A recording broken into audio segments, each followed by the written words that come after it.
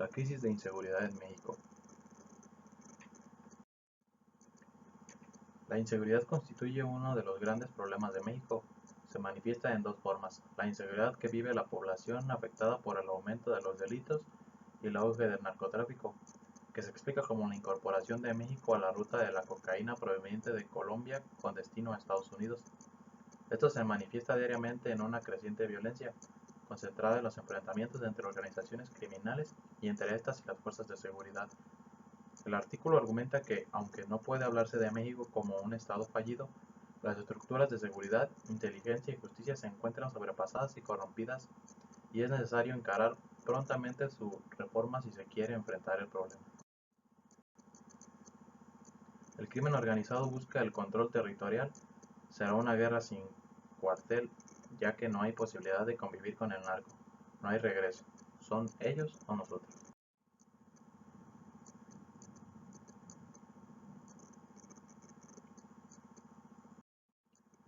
La inseguridad contra la democracia.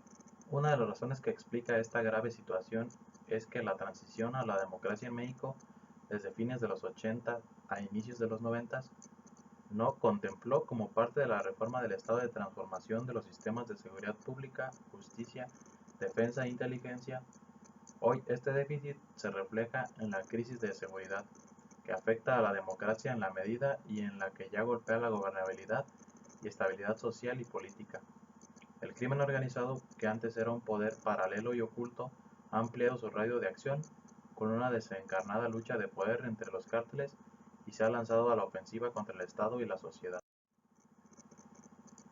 La inseguridad se vive con distinta intensidad según el Estado y el grupo social al que se pertenezca. Los graves problemas socioeconómicos que arrastra el país repercuten en la seguridad y gobernabilidad. Por ejemplo, la emigración masiva de población hacia Estados Unidos incluye la trata de personas, una actividad de crimen organizado que, a su vez, repercute a las violaciones de los derechos humanos de los migrantes. Al mismo tiempo, crece la transnacionalización del crimen, por ejemplo, el tráfico de armas desde Estados Unidos o la emergencia del fenómeno de las maras que provienen de América Central y California.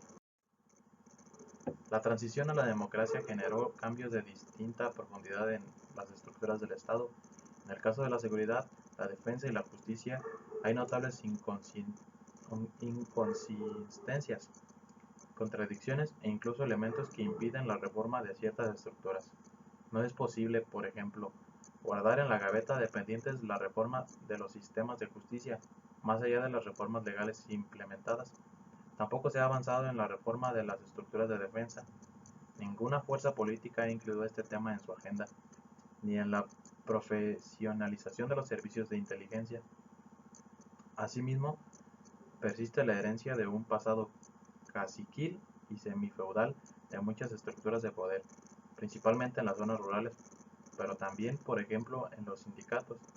Finalmente, hay que mencionar la reforma de las estructuras policiales. Hoy coexisten en México más de 160.000 corporaciones policiales, bajo un sistema legal que genera automización, falta de profesionalidad y corrupción.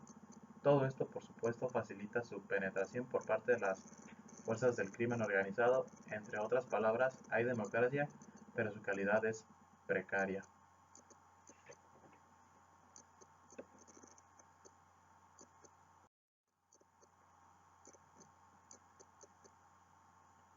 El alimento de los cárteles, el alimento de armas. En México, como en Estados Unidos, Colombia y algunos países del Oriente Medio y África, hay una cantidad de armas en manos de la población totalmente fuera de control. Esta amplia disponibilidad de armas se explica en buena medida por la legislación estadounidense, que permite la venta libre de estas armas. Son el alimento principal tanto del crimen común como del crimen organizado y conforman un enorme mercado negro, que se nutre también de provenientes de Guatemala, donde su comercio es legal, y otros países de Centroamérica. El Centro de las Armas en México, a cargo de la Secretaría de Defensa Nacional, la Sedena, es muy deficiente.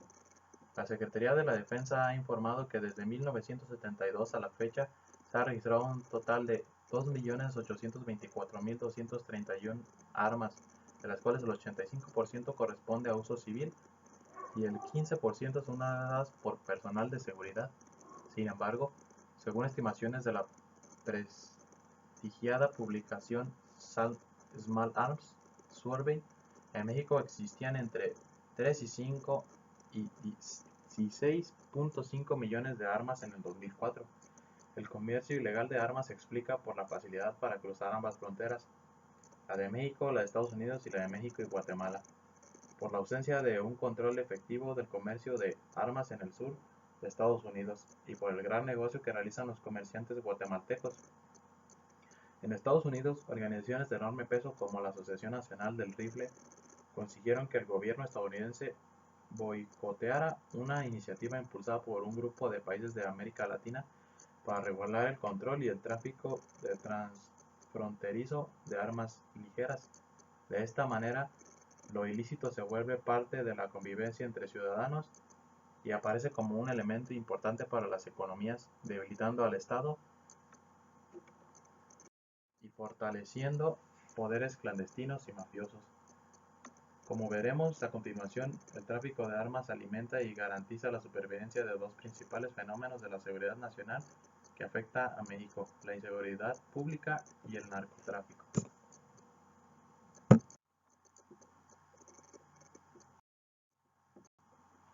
¿Cuáles serían unas posibles soluciones?